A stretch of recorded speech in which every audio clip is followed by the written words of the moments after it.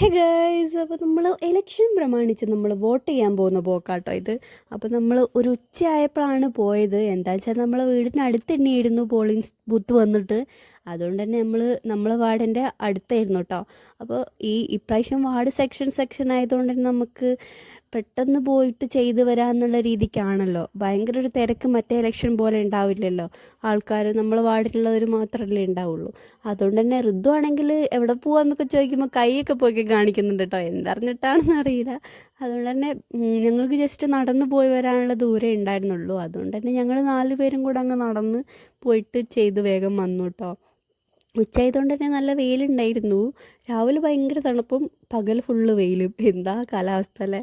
അപ്പോൾ ഋതു ആണെങ്കിൽ തലയിലൊന്നും ഇടാൻ സമ്മതിക്കുന്നുണ്ടായിരുന്നില്ല വെയിൽ കാരണം. പിന്നെ ഉച്ചയ്ക്കായതുകൊണ്ട് തന്നെ വെയിലുണ്ടായിരുന്നു. പിന്നെ ഞങ്ങൾ അവിടെ എത്തി, പറഞ്ഞ പോലെ തിരക്കൊന്നും ഉണ്ടായിരുന്നില്ല.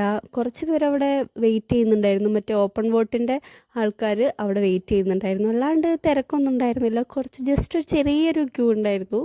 പിന്നെ ഞങ്ങൾ അവിടെ ക്യൂ നിന്നു. ആണുങ്ങൾക്കൊരു സെക്ഷൻ, പെണ്ണുങ്ങൾക്കൊരു ക്യൂ, അങ്ങനെയായിരുന്നു കേട്ടോ.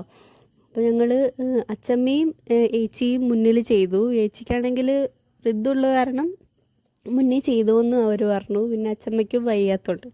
അപ്പോൾ ഞാനും അമ്മയും അവിടെ കുറച്ച് നേരം വെയിറ്റ് ചെയ്തു കേട്ടോ. അത് കഴിഞ്ഞ് ഋതു ആണെങ്കിൽ ഒരു സൈലൻറ്റ് മൂഡിലുള്ള കളിയൊക്കെ അവിടെ കളിക്കുന്നുണ്ടായിരുന്നു. പിന്നെ ഞങ്ങൾ അധികം നേരം നിന്നിട്ടൊന്നും ഉണ്ടായിരുന്നില്ല. അതുകൊണ്ട് അവനൊരു ഓടിക്കളിക്കേണ്ട ഒരു ടെൻഡൻസിയിലേക്ക് എത്താനുള്ളൊരു ടൈം കിട്ടിയില്ല കേട്ടോ.